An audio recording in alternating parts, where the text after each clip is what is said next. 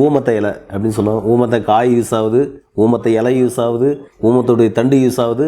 இதில் பார்த்தீங்கன்னா நம்மளுக்கு கரு ஊமத்தைன்னு சொல்லுவாங்க, அது ப்ளூ கலரில் இருக்கும். கரு ஊமத்தை எங்கேயும் கிடையாது. இந்த மாதிரி 2 வகையான ஊமத்தை இருக்குது. ஊமத்தை இலை என்ன பண்ணும் அப்படின்னா, இப்போ இருக்கிற ஜென்ரேஷனுக்கு நிறைய வியாதிகள் வருது இல்லையா, அதில் முக்கியமான இந்த வீசிங், இழைச்சிட்டே இருப்பாங்க, இழுத்துட்டே இருப்பாங்க.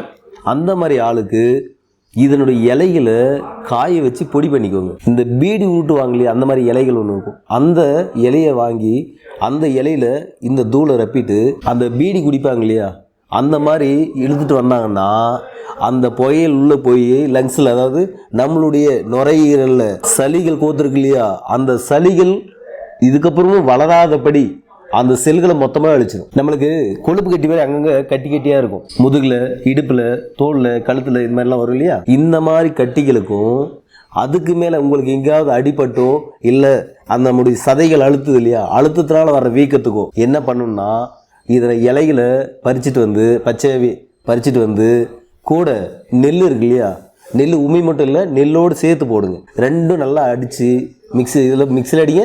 அப்படி இல்லைனாக்க நீங்கள் கல்வத்தில் கூட அரைக்கலாம். எங்கெங்கே வீக்கம் இருக்கோ அந்த இடத்துல பத்து போட்டு விட்டிங்கன்னா உங்களுக்கு அந்த எசன்ஸ் ஃபுல்லாக மசில்ஸ்குள்ளே இறங்கி, சதைக்குள்ளே இறங்கி அந்த வீக்கமும் அந்த கட்டிகளும் இல்லாமல் போயிடும்.